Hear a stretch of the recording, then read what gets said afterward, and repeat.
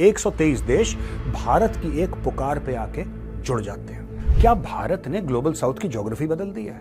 क्या चाइना से directly doctor Jaishankar ने पंगे ले लिए? बड़ा तगड़ा गेम भारत ने खेला है। जो हम पहले कह रहे थे नेहरू जी के टाइम पे, वही तो मोदी जी भी कह रहे हैं कि हम किसी के साथ नहीं है। लेकिन एक और चीज मोदी जी ने उसके ऊपर ऐड कर दी कि हम खुद के साथ हैं। India becomes the leader of the Global South. Modi ji ने एक स्ट्रक्चर खड़ा कर दिया बेल्ट एंड रोड इनिशिएटिव के खिलाफ और बोला कि नहीं, हम तुम्हें इतना सक्षम बनाएंगे कि तुम्हें चीन की ओर देखने की आवश्यकता। इंडिया बहुत आगे हमसे है, ठीक है। और रूल्स की बात की जाए तो भाई वीगो डाला आते हुए हमारे पास देर नहीं लगती और हमें बोलने की आज़ादी भी बहुत ही कम है, ठीक है। अगर शहबाज शरीफ उनके बारे में कहते हैं कि मतलब हमारे इंडिया के अंदर मुसलमान सेफ नहीं है, तो आई थिंक कि यार हम सेफ नहीं है यहाँ पे। वो अपनी जगह बहुत ही अच्छे हैं और हमसे काफ़ी आगे भी हैं। वो टेक्नोलॉजी के हिसाब से लगा लो, सेफ्टी के हिसाब से लगा लो, रूल्स के हिसाब से हमारा उनके साथ कोई कंपेयर नहीं है भाई।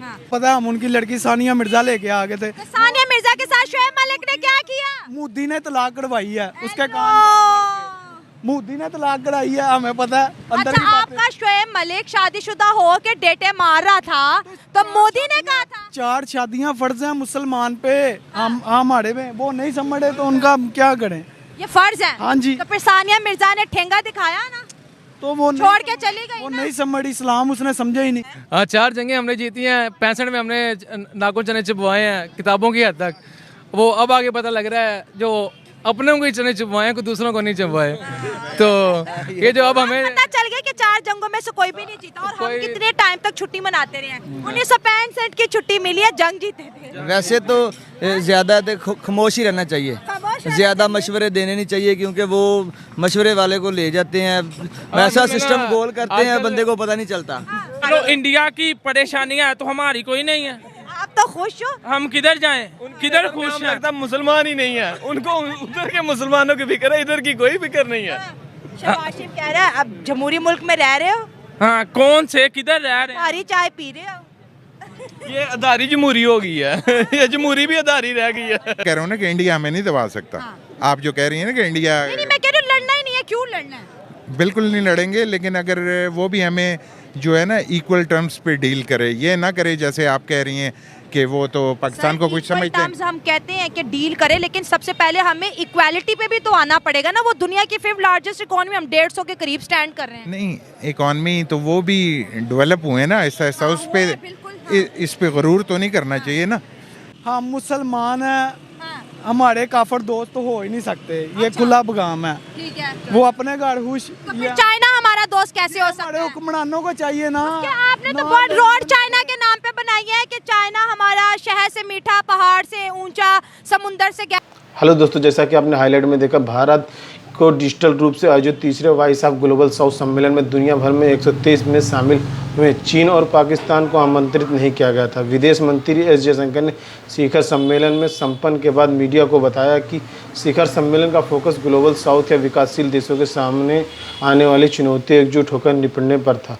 विदेश मंत्री के अनुसार राष्ट्रीय अध्यक्ष और सरकारें के स्तर पर 21 देशों को प्रतिनिधित्व था, जबकि 34 विदेश मंत्री इसमें शामिल हुए। विदेश मंत्रियों के अलावा 118 मंत्रियों ने भी शिखर सम्मेलन में हिस्सा लिया। इसमें 10 मंत्री स्तरीय सत्र शामिल भी थे। चलिए दोस्तों, देखते हैं कि आखिरकार पाक मीडिया इस वीडियो पर क्या रिएक्शन देती है। पाकिस्तान के प्राइम मिनिस्टर शहबाज शरीफ का एक स्टेटमेंट बहुत ज़्यादा वायरल हो रहा है, जिसमें शहबाज शरीफ ये कहते हैं कि भाई मुझे इंडिया के मुसलमानों की बड़ी फिक्र है, क्योंकि हिंदू जो है उनके ऊपर जुल्म करते हैं। जब पाकिस्तान के प्राइम मिनिस्टर शहबाज शरीफ का ये स्टेटमेंट इंडिया में जाता है, तो इंडिया के मुसलमानों ने पाकिस्तान के लिए एक वीडियो बनाई है।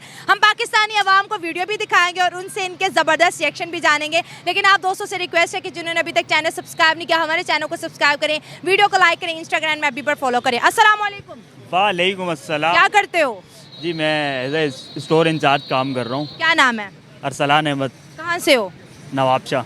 नवाब शाह किधर? कराची वाली साइड? जी हैदराबाद से पीछे। अच्छा, हैदराबाद से। तो वीडियो देखोगे? हाँ बिल्कुल, क्यों नहीं चलो देखेंगे यार। वीडियो दिखाते हैं आपको। वो पाकिस्तान वाले वो अपना देखें, हम हिंदुस्तान में हम अपना देखते हैं, उनसे मतलब नहीं है। क्यों नहीं सुरक्षित है भाई? हमारे यहाँ का जो है हर कानून है, हर चीज़ है, हम लोग क्यों नहीं सुरक्षित हैं? नमाज भी हम लोग पढ़ते हैं, सी हम हिंदुस्तान ही में रहते हैं, हम हिंदुस्तान ही हैं। भारत का मुसलमान सुरक्षित भी है, अल्हम्दुलिल्लाह। सरकार गरीब नवाज के फैज़ान से जो है वो बहुत अच्छा खुशहाल भी है। वो अपनी फिक्र करे, हमारी फिक्र न करे।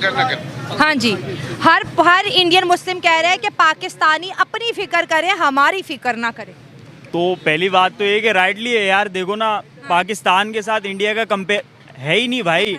इंडिया बहुत आगे हमसे है, ठीक है। और रूल्स की बात की जाए तो भाई वीगो डाला आते हुए हमारे पास देर नहीं लगती और हमें बोलने की आज़ादी भी बहुत ही कम है, ठीक है। अगर शहबाज शरीफ उनके बारे में कहते हैं कि मतलब हमारे इंडिया के अंदर मुसलमान सेफ नहीं है, तो आई थिंक कि यार हम सेफ नहीं है यहाँ पे। वो अपनी जगह बहुत ही अच्छे हैं और हमसे काफ़ी आगे भी हैं। वो टेक्नोलॉजी के हिसाब से लगा लो, सेफ्टी के हिसाब से लगा लो, रूल्स के हिसाब से हमारा उनके साथ कोई कंपेयर नहीं है भाई।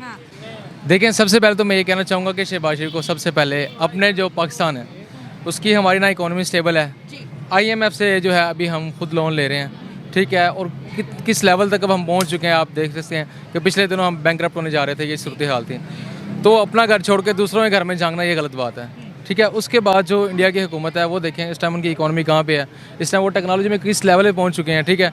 उसके बाद हाँ तकरीबन कुछ चीज़ें हैं जो हमारा मीडिया या अक्सर ऐसा होता है कि हमारी कुछ बुरी चीज़ें होती हैं जो कोई एक वीक पॉइंट मिल जाता है इंडिया के मीडिया को, तो वो उसको आगे रिप्रेजेंट ऐसे करता है पूरे इंडिया के अंदर के जी पाकिस्तानी बहुत बुरे हैं।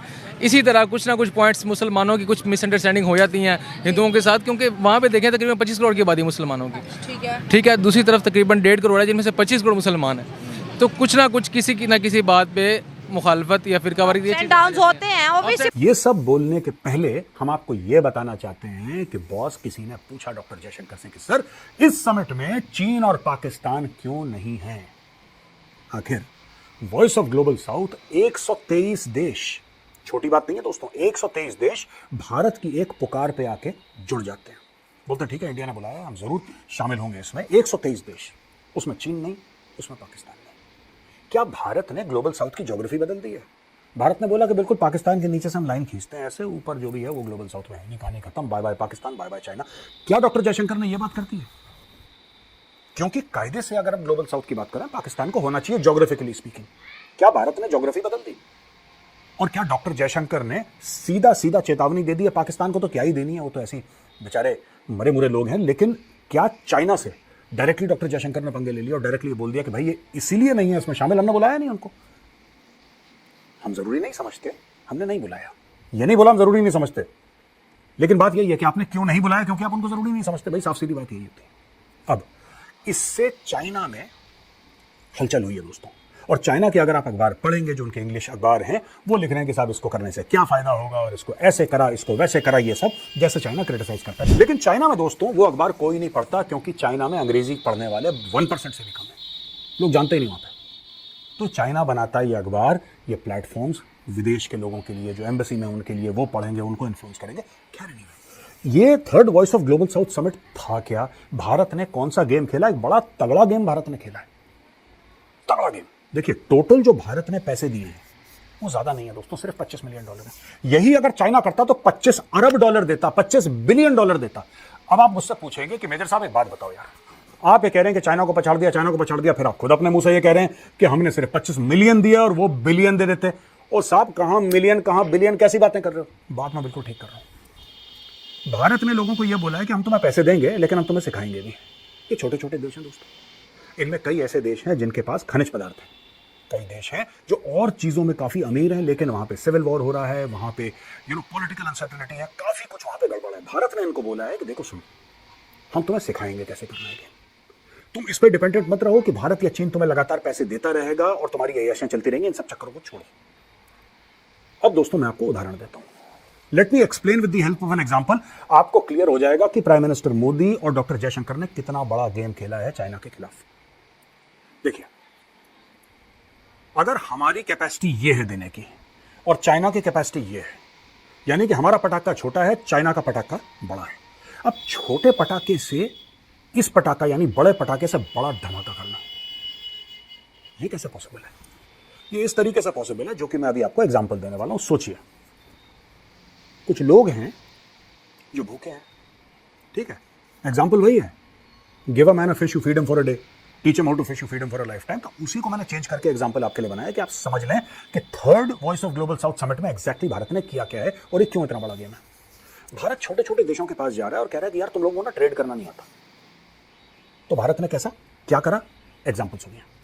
कुछ लोग हैं जो भूखे हैं। चाइना कहता है कि देखो यार तुम तो भूखे हो, अब तुम्हें खानी है मछली।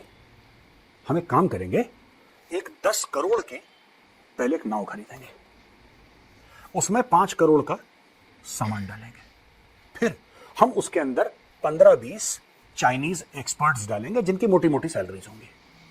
ये नाव समुद्र में जाएगी, ये मछली पकड़ के लाएगी और ये मछली हम आपको बेचेंगे, और जब हम आपको बेचेंगे आप ये खरीदेंगे और आप खाएंगे। और अगर आपके पास पैसे नहीं है कोई बात नहीं, आपके ऊपर कर्ज चढ़ जाएगा, हम रोज आएंगे, रोज आपको मछली देंगे, रोज आपके ऊपर कर्ज चढ़ेगा। ये चाइना की स्ट्रेटजी है। भारत ने बोला कि आपको बड़ी नाव की जरूरत नहीं है, छोटी नाव ठीक है, कोई बड़ी 10 करोड़ की नाव की आवश्यकता नहीं है भाई, छोटी नाव ठीक है, आओ हम तुम्हें मछली मारना सिखाएं, मछली पकड़ना सिखाएं, आओ हमारे साथ, हम तुम्हें बताएंगे। भारत ले गया, समुद्र के बीच में छोटी सी नाव थी, भारत ने सिखा दिया। अब वो लोग जो हैं मछली पकड़ने में सक्षम हो गए, मछली मारने में सक्षम हो गए। अब वो चीन की ओर देखते नहीं, वो कहते हैं हम अपना पेट खुद भर लेंगे। ये देखिए बेसिकली क्या था, भारत ने बोला कि तुम्हारी कैपेसिटी बिल्डिंग करेंगे, तुम्हें ट्रेड कैसे करनी है, तुम्हें कॉमर्स कैसे करनी है, तुम्हें ग्रीन एनर्जी कैसे हार्नेस करनी है, तुम्हें ऐसे डेवलपमेंटल प्रोजेक्ट्स डालने हैं जिससे कि तुम्हारी जो आवाम है, तुम्हारी जो जनता है, उनका बेनिफिट हो। चाइना तो वही काम करता है ना अपना पुराना दोस्तों, कि जंगल के बीच में इंटरनेशनल एयरपोर्ट बना दिया, $3 अरब का, बोला लाओ बेटा पैसे। आपने बोला साहब वो फ्लाइट कौन पकड़ेगा, आपने तो एयरपोर्ट जंगल के बीच में बना, अरे भालू पकड़े, चीता पकड़े, शेर पकड़े, बंदर पकड़े, सानू की यार, लाओ पैसे। ये चाइना की फिलॉसफी। भारत ने बोला ये सब करो बंद। तुम्हें क्या चाहिए, पानी चाहिए ना, पानी का पाइप तुम्हारे गांव तक जाएगा, तुम्हें चाहिए क्या ये बताओ। और दोस्तों कई बार ऐसा होता है कि लोगों को चाहिए बड़ी आम सी चीजें होती हैं। चाइना कहता है तुम्हें क्या चाहिए, कि मालिक भूख लगी है बड़ी, रोटी चाहिए, रोटी नहीं चाहिए, तुम्हें रोटी नहीं चाहिए बेटा, यही तो तुम बेवकूफी कर रहे हो, इसलिए तुम्हारा देश तरक्की नहीं कर रहा, तुम्हें रोटी नहीं चाहिए, तुम्हें चाहिए $5 अरब का इंटरनेशनल एयरपोर्ट, कांच की चमचमाती बिल्डिंग, ठीक है जी, तुम्हें चाहिए वहां पे स्टील की कांच की बिल्डिंग, तुम्हें चाहिए वहां पे स्टारबक्स, तुम्हें चाहिए वहां पे डोमिनोज, तुम्हें ये सब चाहिए।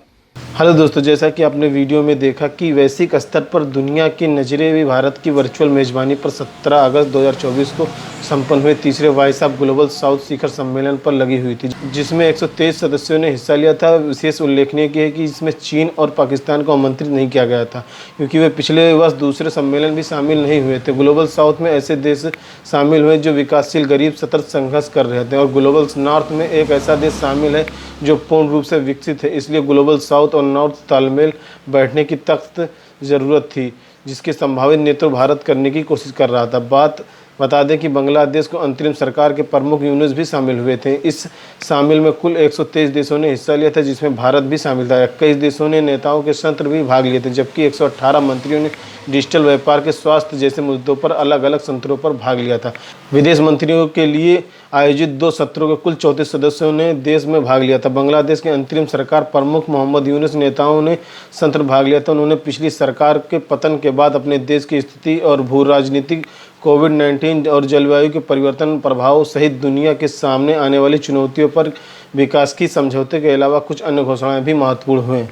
वैश्विक दक्षिण की विकास यात्रा से नीति आकलन और व्यापार हिस्सेदारी को कमजोर कड़ी रहे। इसे ध्यान रखते हुए क्षमता निर्माण के लिए $2.5 मिलियन अमेरिकी डॉलर और व्यापार नीति निर्माण के प्रशिक्षण के लिए $1 मिलियन अमेरिकी डॉलर की विशेष फंड की घोषणा की गई। भारत ने $25 मिलियन अमेरिकी डॉलर और प्रारंभिक योगदान के लिए सामाजिक प्रभावी कोष की स्थापना भी घोषणा की थी। RIS के अध्ययन के अनुसार भारत वर्तमान वैश्विक दक्षिण के विभिन्न समझौतेदार देशों में सालाना लगभग $7.5 बिलियन अमेरिकी डॉलर का योगदान करता है। तो दोस्तों, इस वीडियो के बारे में आपकी क्या राय है, कमेंट बॉक्स में अपनी राय जरूर दें। वीडियो पसंद है तो लाइक और सब्सक्राइब करना ना भूलें।